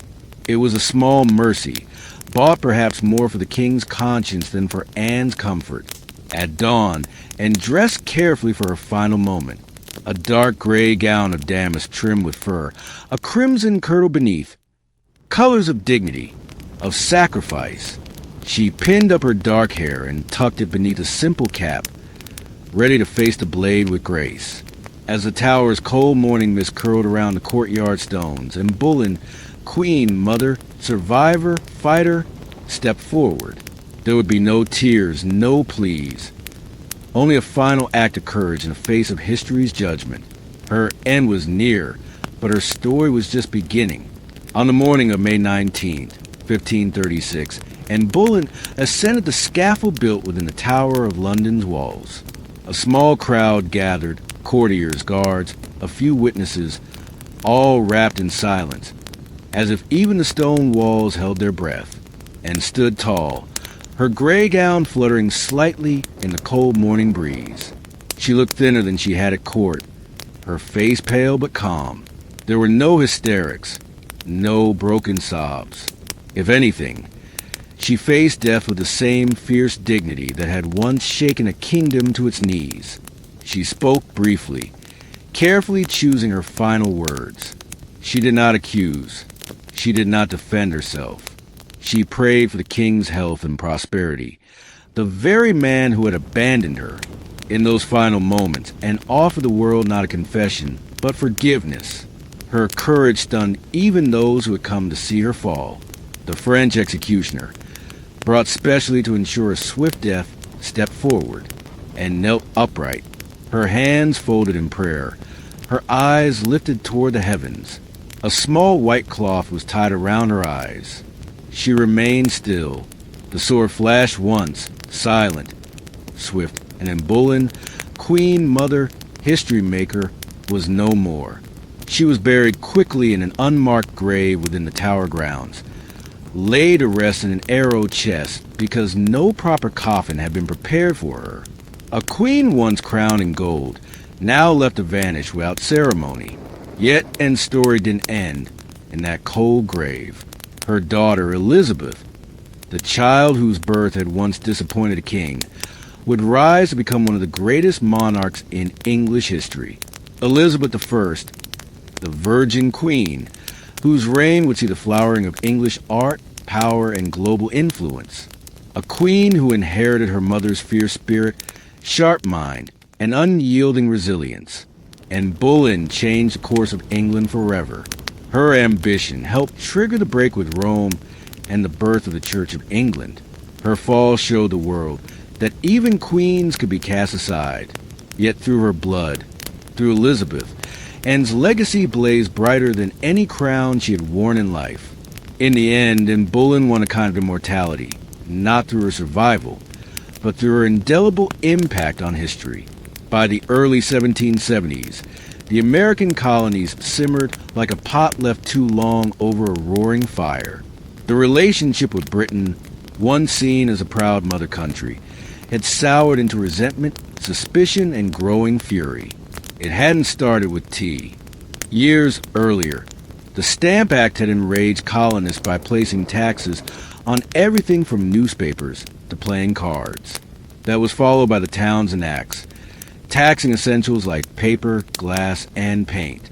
Each new law, passed thousands of miles away by a parliament in which the colonists had no representation, was like another spark landing in dry brush. At first, the anger showed itself in polite petitions and fiery pamphlets. Colonial assemblies drafted formal protests. Merchants organized boycotts. Writers like Samuel Adams and John Dickinson filled newspapers with passionate arguments about liberty and rights. But as time wore on, frustration deepened into something darker, a slow realization that Britain wasn't listening. Worse, Britain didn't care. Many colonists clung to the hope that if they just made enough noise, if they just reasoned hard enough, Parliament would repeal the taxes. And sometimes they did. The Stamp Act was famously repealed after loud colonial protests, but every small victory was followed by new legislation, new taxes, new insults. It wasn't about the money. It never really was. The taxes themselves were modest by British standards. What infuriated the colonists was the principle. They were being taxed without consent, treated as subjects rather than citizens, ruled like distant possessions rather than partners. Boston, more than any other city, became the beating heart of resistance. The Sons of Liberty, a secretive, fiery group of patriots, grew louder and bolder. In 1770, tensions exploded into violence when British soldiers fired on unarmed civilians in what became known as the Boston Massacre. Blood had already stained the cobblestones. Trust was a thing of the past. By 1773, the colonies were teetering on the edge. A final insult would tip them into open defiance, and it came not in the form of soldiers or new laws or armies, but in the quiet, seemingly harmless shape of crates stacked with tea. The colonists didn't know it yet, but the night that tea floated in the cold waters of Boston Harbor, the world would change forever. In 1773, Parliament made a critical miscalculation. Believing the American colonies would quietly accept cheaper tea, they passed the Tea Act, a law that was supposed to save the struggling British East India Company, and incidentally, reassert Britain's right to tax the colonies. On paper, it looked like a good deal. The Tea Act allowed the company to sell tea directly to the colonies, cutting out the middlemen, slashing prices, and offering a luxury product at a bargain. A few pennies cheaper. What could possibly go wrong? Everything. Because the problem wasn't the price of tea. It was the principle behind it. The Tea Act left the hated tax on tea firmly in place. Accepting the tea, even at a discount, would mean acknowledging Parliament's right to tax the colonies without their consent. To many Americans, that was unthinkable. A surrender of the liberties they had fought to protect for more than a decade. The news of the Tea Act spread like wildfire through the colonies. Merchants fumed. They saw their livelihoods threatened by a monopoly that would crush local trade. Patriots raged at the hidden message. The Crown still believed it could do whatever it pleased. In Boston, the reaction was especially fierce. Already a city scarred by the Boston Massacre and years of economic hardship, Bostonians recognized the Tea Act for what it was, a trap disguised as a bargain. Refusing the tea became a matter of honor, a litmus test for loyalty to the cause of liberty. Public meetings swelled. Newspaper columns burned with fiery rhetoric. Groups like the Sons of Liberty, led by Samuel Adams and others, organized boycotts, vowing that no East India Company tea would be unloaded, sold, or drunk on American soil. All across the colonies, ships carrying the controversial tea were turned away by local resistance. In ports from New York to Charleston, the message was clear. We will not be bought. But in Boston, fate twisted differently. 3 ships, the Dartmouth, the Eleanor, and the Beaver, arrived, anchored in the harbor, and sat there, refusing to leave. Royal officials insisted the tea be unloaded. The colonists refused. A deadlock grew, taut as a drawn bowstring. The tension was unbearable. A single act would break it, and history would never be the same again. As the British tea ship sat stubbornly anchored in Boston Harbor, the city itself transformed into a powder keg. Every day that passed without resolution tightened the tension. Boston wasn't just resisting. It was preparing for a fight. In taverns, churches, and public squares, angry colonists debated what to do. The Sons of Liberty, led by fiery voices like Samuel Adams, John Hancock, and Paul Revere, moved swiftly to organize resistance. They posted public notices calling on citizens to boycott British tea and held raucous meetings that swelled with farmers, artisans, and merchants alike. Each gathering added fuel to the fire. The Old South Meeting House became the nerve center of the resistance. Thousands crammed into the wooden hall, their breath fogging the air, their voices rising in defiance. Here, resolutions were passed, speeches were made, and tempers boiled. Each vote against the unloading of tea was another hammer blow against British authority. But while the people of Boston stood united, the clock was ticking. British law demanded that imported goods like tea be unloaded and the tax paid within 20 days. If the ships remained after the deadline, customs officials would seize the cargo, and the tax would be collected by force. The Sons of Liberty understood that once the tax was paid, even under protest, the principle would be lost. It wasn't just about the tea anymore. It was about whether the colonies would accept being treated as subjects without rights, or whether they would stand and fight for their future. Meanwhile, The royal governor of Massachusetts, Thomas Hutchinson, dug in his heels. He refused to let the tea ships leave without unloading their cargo, demanding that the law be obeyed, colonial outrage be damned. To him, backing down meant admitting that mobs, not monarchs, ruled the colonies. Boston's standoff became a spectacle. Every man, woman, and child knew that something was coming. You could feel in the air that cold, sharp sense before a storm when the world holds its breath. All it would take was one spark to ignite an explosion, and somewhere among the crowded streets and crowded hearts of Boston, a decision was quietly taking shape, a plan that would echo across oceans and empires. December 16th, 1773, dawned gray and cold over Boston, a city balanced on the edge of history. For nearly 3 weeks, the tea ships had sat in the harbor like ticking bombs. Now, the final deadline had arrived. According to British law, the tea had to be unloaded and the tax paid within 20 days of ship's arrival. If it wasn't, customs officials could seize the cargo, and British troops could be called in to enforce the law. Everyone knew it. Everyone knew what was at stake. If the tea came ashore, the principle was lost.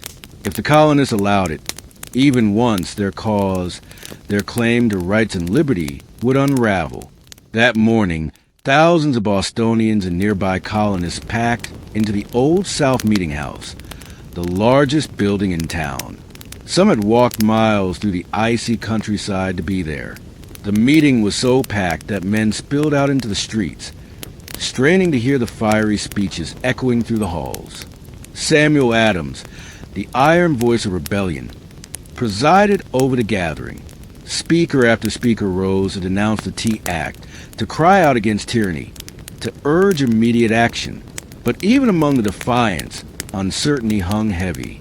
What could be done without sparking outright war? How could they stop the tea without opening the floodgates to brutal retaliation? As the afternoon wore on, riders galloped in with grim news. Governor Thomas Hutchinson remained unmoved. The ships would not be allowed to leave without unloading. The tea would be seized, the tax collected, the king's law enforced.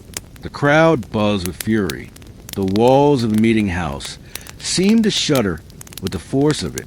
Yet Samuel Adams stood calmly and spoke the words that signaled the end of debate. This meeting can do nothing more to save the country. A simple sentence, but everyone knew what it meant. There would be no more petitions, no more compromises. Action would be taken. Outside, a war whoop cut through the gathering gloom. The signal. Men disguised themselves quickly, smearing soot on their faces, donning blankets and feathers in crude imitation of Mohawk warriors. It wasn't about fooling anyone. It was about creating a symbol, a message no one could mistake. The deadline had passed. Boston would answer not with words, but with defiance, as twilight deepened over Boston on December 16th, 1773. The quiet streets began to stir. Figures moved through the shadows. Ordinary men cloaked in rough blankets, their faces blackened with soot, some adorned with feathers. They weren't trying to fool anyone into believing they were real Mohawks. Their disguise was symbolic, an act of shedding their old identities, of taking a stand as something new, something fierce. By the dozens, they made their way to Griffin's Wharf, where the 3 tea ships, the Dartmouth, the Eleanor, and the Beaver, lay anchored. The harbor water churned cold and dark beneath them, thick with the sharp bite of winter air. There was no shouting, no drunken chaos. This was not a riot. It was a mission carried out with calm, ruthless precision. Armed with hatchets and clubs, the disguised colonists swarmed the ships, overwhelming the few crew members still aboard. No harm came to the sailors. They were pushed aside, watched in silence as the operation began. Men split open the wooden chests with practiced blows, the fragrant smell of fresh tea spilling into the cold night air. Others heaved the crates overboard, their heavy splashes echoing across the still waters of the harbor. Chest after chest, 342 in total, was broken and dumped into the black water swirl with thousands of pounds of tea leaves. Spectators watched from the wharf, silent, awed. British guards stationed nearby made no move to intervene. Whether from confusion, sympathy, or fear of escalating violence remains unclear. Some accounts suggest that even among British loyalists, there was an understanding. Something had shifted, and there would be no stopping it tonight. The discipline was extraordinary. No cargo was stolen. No one raided the ships for valuables. Only the tea, the hated symbol of British oppression, was targeted. In a town where hunger and hardship were daily realities, the men could have easily turned the protest into an excuse for looting. They did not. When it was over, the harbor resembled a great swirling cauldron filled with torn chests and soaking tea leaves. The smell of the sea mixed with the sharp tang of smashed tea, filling the night air with a strange bittersweet scent. The work was done. Silently, the men disappeared into the night, vanishing into the alleys and back streets of Boston. They left behind no names, no leaders, no claims of fame, only the unmistakable mark of revolution. As the last broken crates bobbed in the dark water, Boston stood still, almost holding its breath. The Boston Tea Party wasn't a riot, a brawl, or a drunken spectacle. It was something far rarer, an act of cold, deliberate defiance carried out under cloak of night. The harbor was transformed into a giant, swirling teapot. Thousands of pounds of East India Company tea floated in great mats on the water, staining it black. Some colonists, curious and rebellious, scooped handfuls of soaked leaves from the harbor, only to be chastised by the Sons of Liberty patrolling the docks. Nothing was to be salvaged. No one would profit from this night's work. This was principle, pure and simple. The town woke the next morning to the smell of salty tea hanging heavy in the air. News spread like wildfire. Word of mouth letters, broadsheets. By midday, everyone from apprentices to merchants knew what had happened, and opinions split fast. Among patriots, there was pride, a fierce, swelling pride that ordinary men had stood up to the mightiest empire in the world and struck a blow for liberty. Among loyalists and moderates, there was horror. To them, the destruction property was reckless, dangerous. Had the colonies crossed a line they couldn't walk back from, Governor Thomas Hutchinson raged in his mansion, furious not only at the destruction, but at the message it sent. If the king's authority could be defied so brazenly in Boston, where else might rebellion spark? British officials were stunned. They had expected protests, boycotts, maybe another riot like those that had broken out over the Stamp Act. They hadn't expected organized, disciplined revolutionaries to calmly destroy tens of thousands of pounds of royal property without so much as breaking a window. The ship's captains, the Dartmouth, the Eleanor, the Beaver, could only watch helplessly as their cargo disappeared beneath the waves. In the official ledgers, the night's loss would be tallied at over 10,000 British pounds, a fortune. But the real loss wasn't measured in pounds sterling or ruined tea. It was measured in trust, in loyalty, in the fragile illusion that Britain still ruled her colonies with consent. The night the tea sank, something deeper rose to the surface, a shared, undeniable truth. The age of peaceful protest was ending. A reckoning was coming, and Boston was ready. When word of the Boston Tea Party crossed the Atlantic and reached London, the reaction was swift and furious. To British officials, it was not simply a protest. It was rebellion, an open, mocking challenge to royal authority that could not be ignored. King George III, upon hearing the news, was said to have grown cold with anger. Parliament, already frustrated by years of colonial disobedience, exploded in outrage. They demanded punishment, not just the city of Boston, but as a warning to all the American colonies. The result was a series of laws so harsh, they were quickly nicknamed the Intolerable Acts in America. The first blow came swiftly, the Boston Port Act.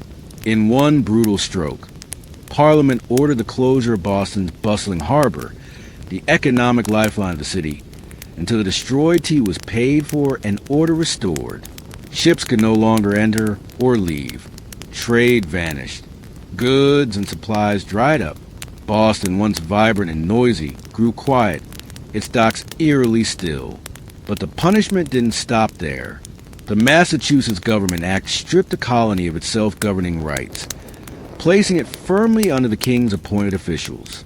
The Administration of Justice Act allowed royal officials accused of crimes to be tried back in Britain, a clear message that British authorities were untouchable.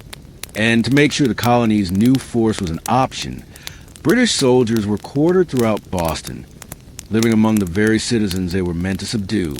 The message was clear. Rebellion would be crushed. Liberty was a luxury the crown would no longer tolerate. But Parliament's heavy hand had an unintended effect. Instead of frightening the other colonies into submission, it outraged them. News of Boston's suffering, of its port closed, its people starving under martial law, stirred deep sympathy and righteous anger throughout America. Wagon loads of food and supplies poured into Boston from neighboring colonies. Letters of support, pledges of unity, and secret meetings began to weave the once fragmented colonies closer together.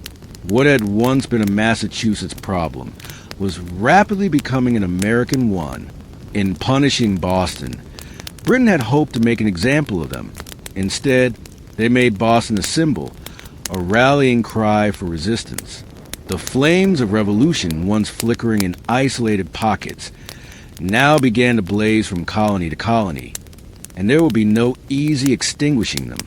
The punishment of Boston sent shockwaves far beyond the rocky shores of Massachusetts.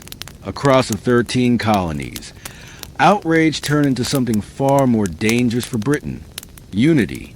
For years, the colonies had acted like distant cousins, bickering and competing, separated by geography, religion, and trade rivalries. But when Parliament slammed Boston's harbor shut and stripped Massachusetts of its self-governance, Americans across the continent realized if it could happen to Boston, it could happen to anyone, from Virginia to Pennsylvania, South Carolina to New Hampshire. The response was swift. Colonists sent wagons full of food, supplies, and letters of solidarity to the suffering people of Boston. Town meetings buzzed with anger. Newspaper printers worked day and night to spread the news. The fight was no longer Boston's alone. It was everyone's. And so, in September 1774, something unprecedented happened. The First Continental Congress convened in Philadelphia. For the first time, representatives from 12 of the 13 colonies gathered under one roof to discuss a unified response. Men like George Washington, Patrick Henry, John Adams, and Samuel Adams, once merely regional figures, now stood together as architects of a movement that was growing larger by the day. Their goal, at least officially, was not yet full independence. Most still hoped for reconciliation, for a return to the old relationship of mutual respect under the British Crown. But beneath the polite debates and carefully worded petitions, a deeper understanding was taking root. The colonies could no longer afford to stand separately. At the Congress, they agreed to a sweeping boycott of British goods. They pledged mutual support in the face of further British aggression. And they made it clear any attack on one colony would be considered an attack on all. In taverns and meeting houses across the continent, ordinary people began using words that had once been whispered only in private. Unity, resistance, liberty. In bringing the hammer down on Boston, Britain had imagined it would crush rebellion. Instead, it had welded the colonies together into something far more dangerous. A people who, despite their differences, were beginning to think of themselves not as scattered provinces, but as Americans. The winds of revolution were no longer just stirring. They were gathering into a storm, and it was too late for Britain to stop it. The night the tea sank into Boston Harbor, it wasn't just crates that were destroyed. It was the illusion that the American colonies could remain loyal subjects forever. The Boston Tea Party lit a spark that no king, no army, no distant parliament could ever snuff out. In the months that followed, that spark caught fire across the colonies. What had once been protests, boycotts, and polite petitions hardened into open resistance. Town militias began drilling openly. Storehouses filled with powder and shot. Men who had once toasted King George III in taverns now whisper about revolution under the same roofs. Boston became a symbol of sacrifice, battered but unbowed. The more Britain tried to tighten its grip, the more the colonies slipped through its fingers. Every ship that sailed past the closed, silent harbor of Boston was a silent reminder that tyranny had met its match in American defiance.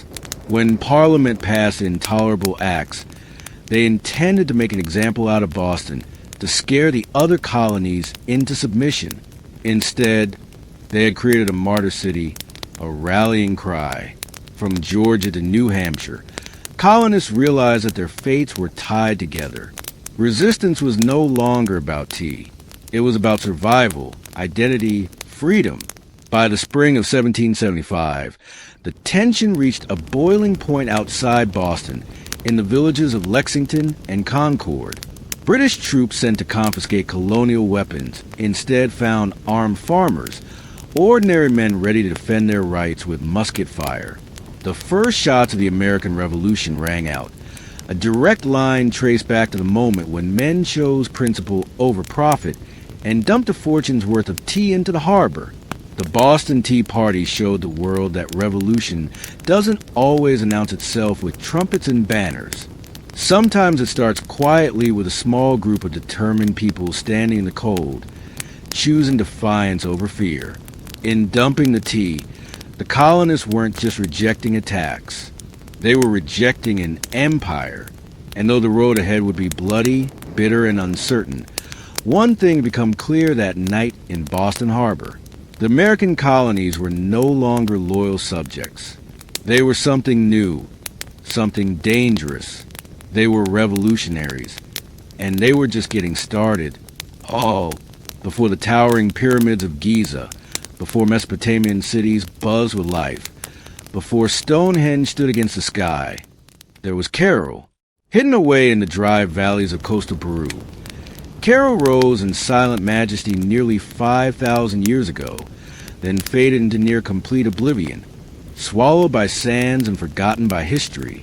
For centuries, the world did not even know it existed. The Soup Valley, where Carol once thrived, seems at first glance an unlikely place for civilization to bloom.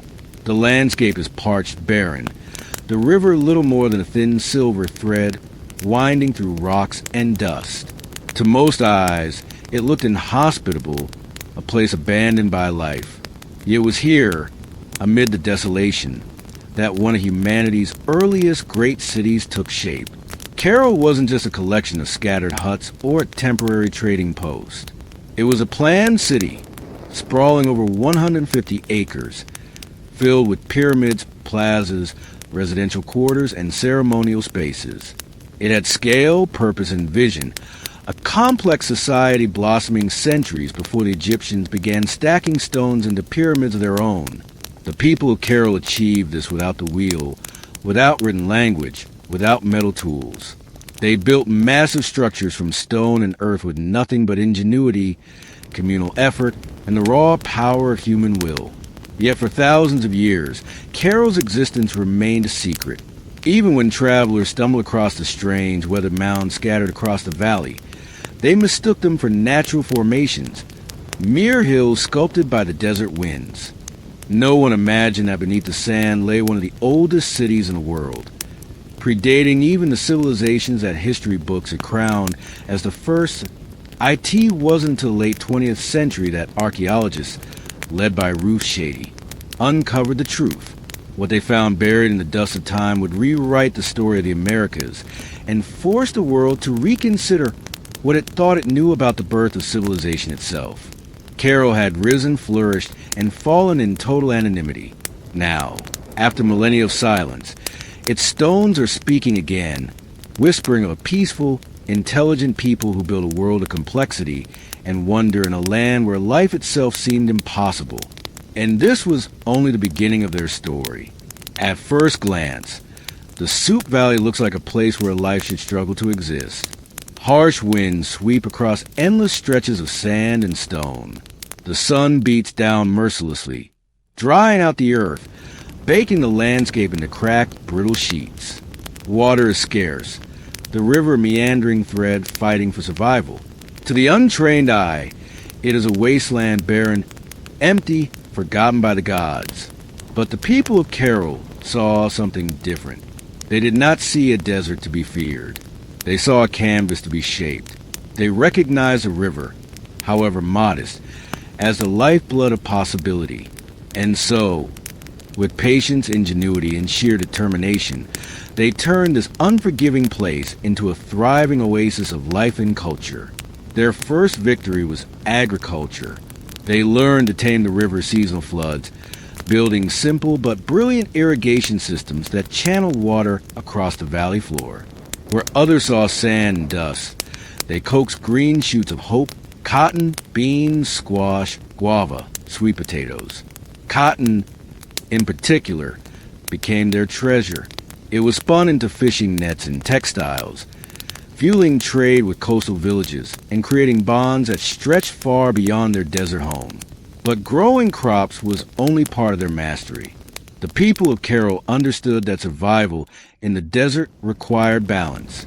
They worked with nature, not against it.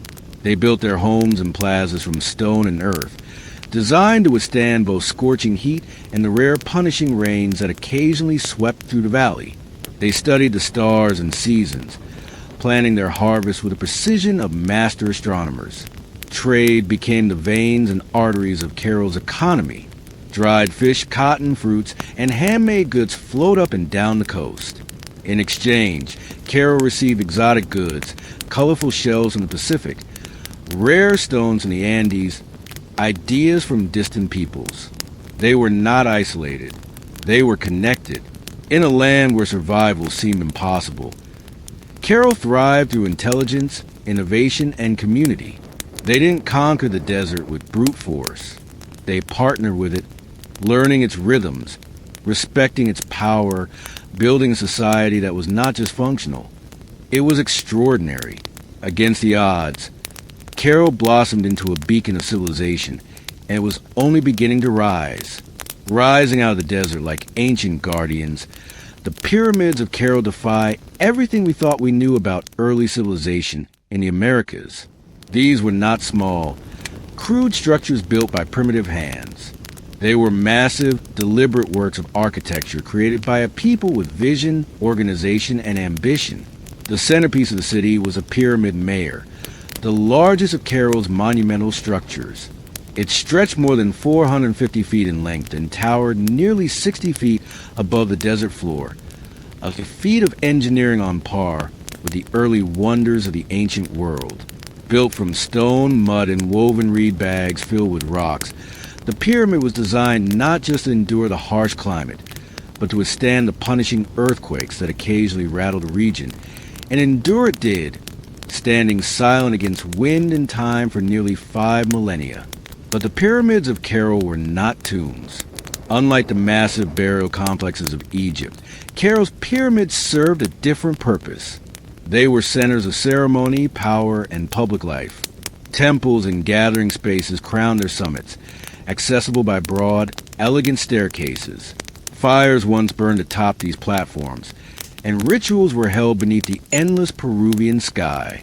At the foot of the pyramids, vast plazas opened up, sunken and circular, inviting thousands to gather for religious ceremonies, political meetings, and communal celebrations.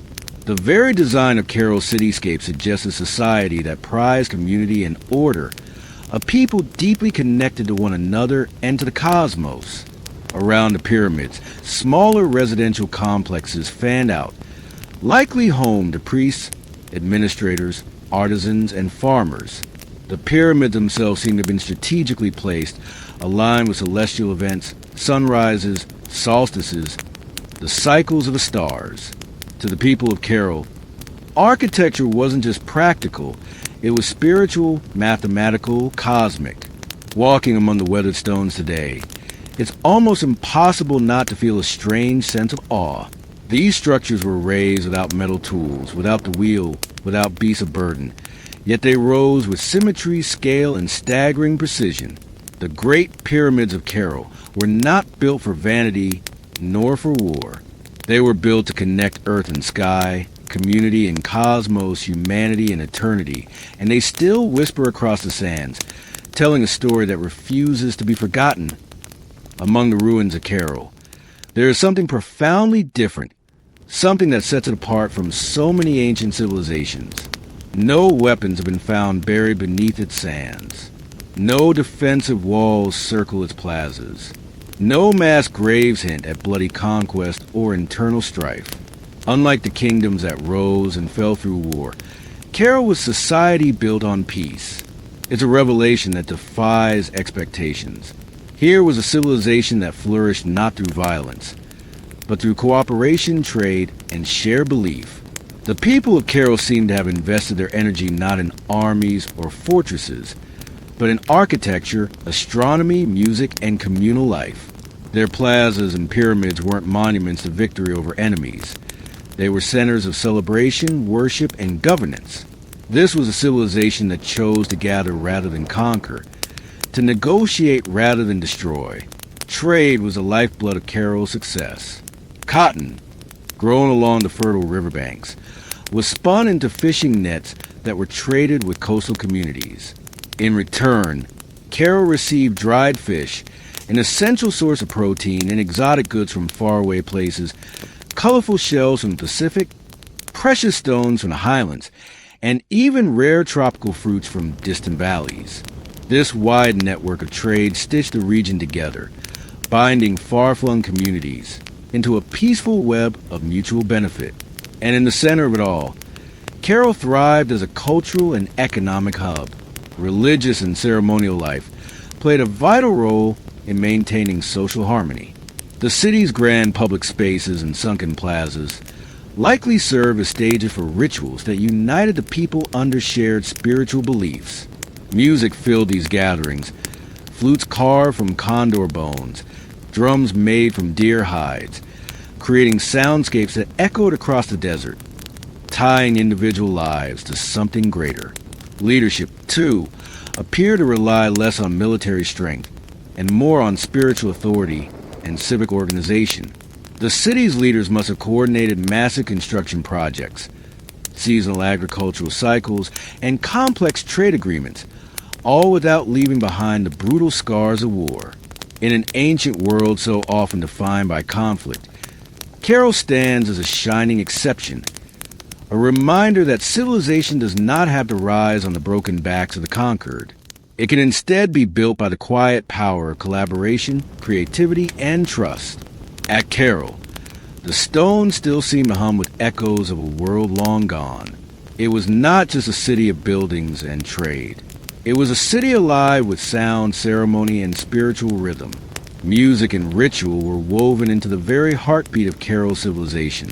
Archaeologists, digging carefully through the dry sands, uncovered a treasure trove of ancient instruments, flutes crafted from the bones of condors and pelicans, whistles fashioned from deer antlers, small drums stretched with animal hides. These artifacts were not simple toys.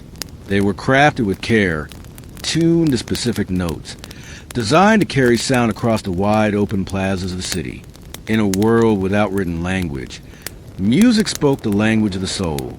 Imagine it, the low thrum of drums rising at dusk, flutes keening like the desert wind, feet stamping on the sunken plazas as hundreds gathered under the fading light. Fires would crackle atop the pyramid platforms. Priests, dressed in intricate woven garments, would chant to the gods of the river, the earth, the stars. In those moments, Cairo was not just a city, it was a symphony. The layout of Cairo itself suggests that ritual life was at its core. The grand plazas were not mere open spaces. They were stages for communal ceremonies, carefully designed to draw people together. The sunken circular courts acted like ancient amphitheaters, focusing sound and sight onto the rituals performed at their centers. And above them all, The pyramids loomed not as tombs, but as sacred mountains built by human hands, linking the earth to the heavens. Rituals likely marked the turning of the seasons, the cycles of planting and harvest, the movements of the stars. Music was not just entertainment. It was a bridge between people, between nature and the divine, between the known and the mysteries beyond. No violent murals, no terrifying gods of war, no bloodthirsty sacrifices. In Carol, the spiritual world seems to have been one of harmony, celebration, and reverence. Even today, when the desert wind whistles through the ruins, you can almost hear it. The faint strains of ancient music, the forgotten songs of people who found beauty, meaning, and connection in the heart of the harsh, endless sands. Carol wasn't just a place of music, trade, and ritual. It was a marvel of engineering, a testament to human ingenuity in one of the harshest landscapes on Earth. Without metal tools, without the wheel, without draft animals, the people of Carol shaped a city of stone and earth that has endured nearly 5,000 years. Their achievements were astonishing. Massive pyramids rose from the desert floor, constructed not with small, fragile bricks, but with enormous stones carried across the dry valley. Workers transported rocks using reed bags, ingenious baskets strong enough to bear heavy loads, woven from the very plants that grew along the riverbanks. Layer upon layer, they built with care, stacking stone and filling the interiors with rubble to create structures that could withstand not only time, but nature's fury. And they understood nature well. Carol lies in a region prone to violent earthquakes, yet their pyramids and plazas survived largely intact. How? By mastering earthquake-resistant architecture. Builders use flexible construction techniques, layered fills, wide foundations, and rounded corners that allowed their monuments to absorb and dissipate seismic energy. It was engineering born not from textbooks, but from an intimate knowledge of the earth itself. Water management was another silent triumph. Despite living in a desert, the people of Carol developed sophisticated irrigation systems. Channels and canals carefully guided river water to their agricultural fields, allowing crops to flourish even during dry seasons. No water was wasted. Every drop mattered. The layout of Carol itself reflected brilliant urban planning. Major structures aligned with key astronomical points, suggesting a deep understanding of the solar cycles. The sunken plazas, with their precise geometry, were more than gathering places. They were instruments for tracking the heavens, allowing priests and astronomers to predict seasons crucial for survival. Even the city's organization spoke of a complex society. Residential zones, administrative areas, ceremonial centers, all were arranged in harmony, balancing communal life with sacred spaces. They built not just for the moment, but for generations. Today, as modern engineers marvel at Carol's resilience, they are reminded that greatness is not measured by technology alone. Sometimes the deepest wisdom lies in understanding the forces of nature, in working with the land, not against it.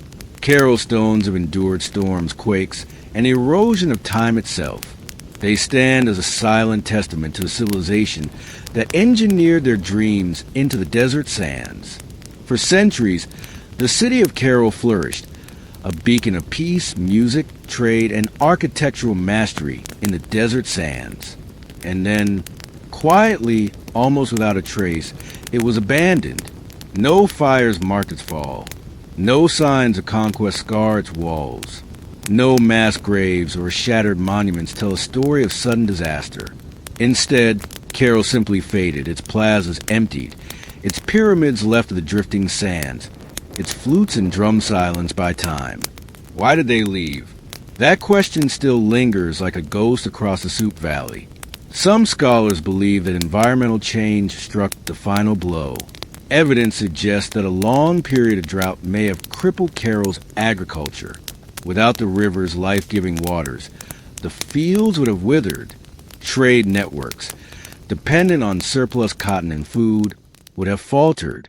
The careful balance Carol had maintained with its harsh environment may have finally tipped beyond repair. Other theories point to shifting trade routes. As neighboring cultures grew and new centers of power emerged along the coast and inland, Carol's influence might have diminished. Perhaps the goods they once supplied, cotton, fish, produce, were no longer enough to sustain their role as a dominant city. Slowly, the lifeblood of commerce drained away. Still others whisper of internal decline. Without written records, we can only imagine political struggles, religious upheaval, or simple exhaustion after centuries of growth. Even peaceful societies can fracture under pressure when survival becomes uncertain. Whatever the cause, the departure seems to have been gradual, not sudden. Families likely drifted away one by one, seeking more fertile valleys, stronger rivers, new beginnings.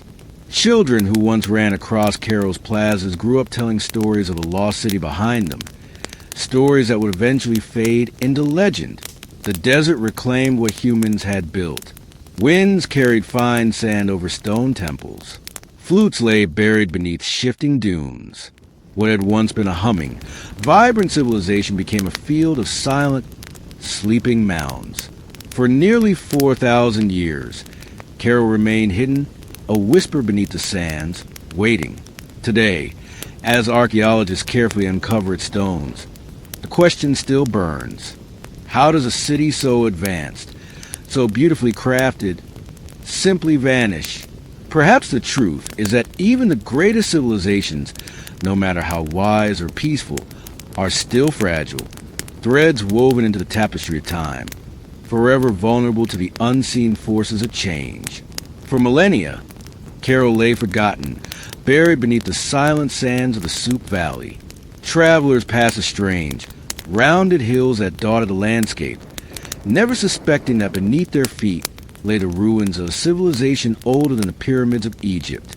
To them, these were just natural formations, mounds shaped by the wind and time. It wasn't until the late 20th century that the world would finally hear Carol's voice again. In the 1990s, Peruvian archaeologist Ruth Shady led a team into the Soup Valley, driven by curiosity and a growing sense that these hills might hold secrets no one had yet uncovered. What they found would rewrite the story of human civilization in the Americas. Layer by painstaking layer, the sand was brushed away. Beneath it emerged walls of carefully cut stone, grand staircases, sunken plazas, pyramids, a city far older than anyone could have imagined. Radiocarbon dating confirmed the unbelievable. Carol was over 4,600 years old, thriving at the same time as the earliest civilizations in Mesopotamia and Egypt. It was a discovery that shook the foundations of archaeology. Before Carol, scholars believe that civilization in the Americas developed much later, shadowed by the great empires of the Old World.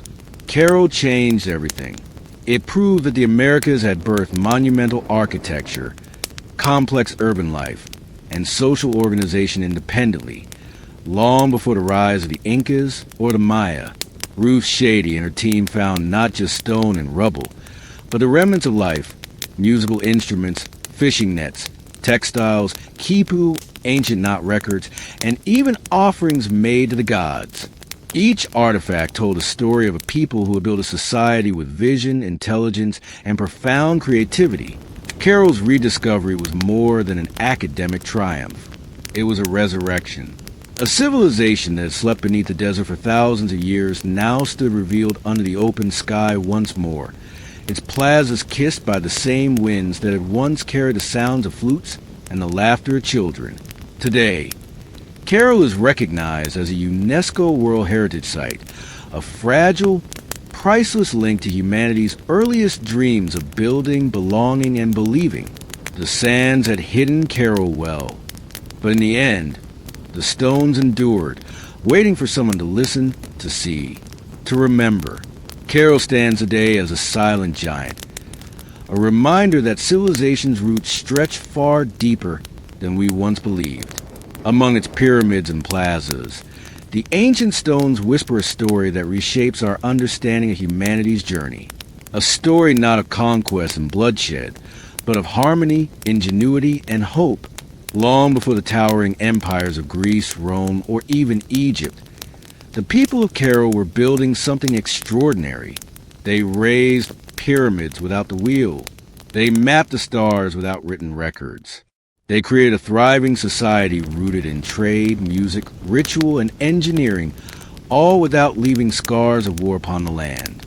In an era often defined by conflict, Carol offers another vision of what civilization can be, a society that valued connection over conquest, knowledge over domination.